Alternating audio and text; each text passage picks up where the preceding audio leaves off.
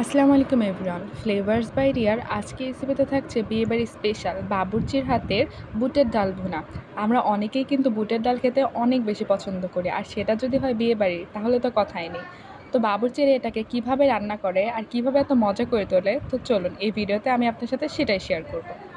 তো প্রথমে দেখুন, বাবুর্চি কিন্তু সব ধরনের মশলা রেডি করে নিচ্ছে। এখানে শুকনো মরিচগুলোকে কিন্তু ভালোভাবে ভেঙে নিচ্ছে। তো রান্নাটা বসানোর জন্য প্রথমে একটা বড় ডেকচি নিয়ে নিয়েছে বাবুর্চি, কারণ এটাতে সয়াবিন তেল ঢেলে নিচ্ছে। তো আসসালামু তেল আলাইকুম গরম হয়ে এভরিওয়ান। যাওয়ার পরে ফ্লেভার্স বাই এখানে রিয়ার প্রথমে আজকে জিরা রেসিপিতে থাকছে আর বিয়েবাড়ির পরিমাণ স্পেশাল মতো দিয়ে দিবে বাবুর্চির কালো হাতের জিরা। বুটের ডাল ভুনা।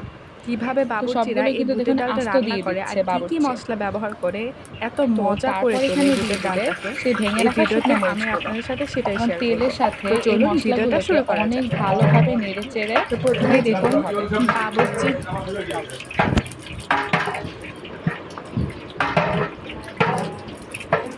ভেজে নেওয়া হয়ে গেছে। এখন এটাতে দিয়ে দিবে গরুর চর্বি আর কলিজা।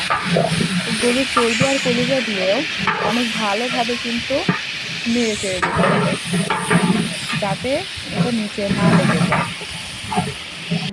তো গরুর চর্বি আর কলিজা দেখুন ভালোভাবে ভেজে নেওয়া হয়ে গেছে। এখন এর মধ্যে দিয়ে দিবে দারচিনি।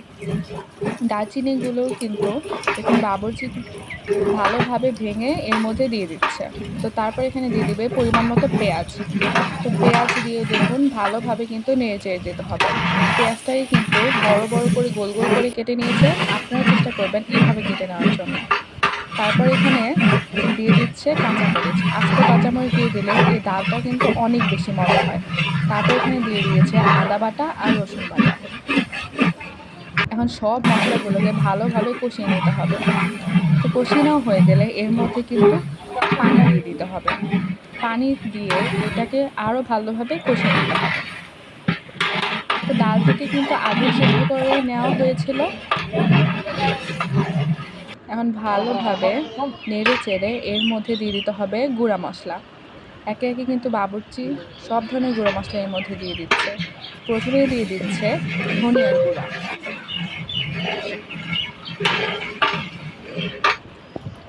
তারপর এখানে দিয়ে দিবে পরিমাণ মতো গরম মশলার গুঁড়া। সব ধরনের মশলা দেওয়ার সময় কিন্তু দেখুন আরেকজন কিন্তু ভালোভাবে নেড়ে চেড়ে দিচ্ছে, যাতে নিচে না লেগে যায়। তো তারপর এখানে দিয়ে দিচ্ছে ডালটা, আর আগে থেকে কিন্তু সিদ্ধ করা ডাল রেখে দিয়েছিল সেটাই কিন্তু দিয়ে দিয়েছে, আর পরিমাণ মতো পানি দিয়ে দেওয়া হয়েছে এখানে। তো সব জায়গায় কিন্তু এই ডালটাকে ইউজ করা হয় না, বেশিরভাগ ডালটা ইউজ করা হয় গ্রামের বাড়িতে। তো তারপর এখানে দেখুন বাবুর্চি কিন্তু মরিচের গুঁড়া দিয়ে দিল পরিমাণ মতো। তারপর এটাকে অনবরত নেড়ে যেতে হবে। নেড়ে চেড়ে ভালোভাবে মিশিয়ে নিচ্ছে, আর দেখুন পানি কিন্তু আস্তে আস্তে অনেক কমে যাচ্ছে। তো এটাকে পানি ভালোভাবে কমিয়ে নিতে হবে, আর ভালোভাবে কিন্তু রান্নাটা করতে হবে। আমাদের রান্না কিন্তু প্রায় শেষ।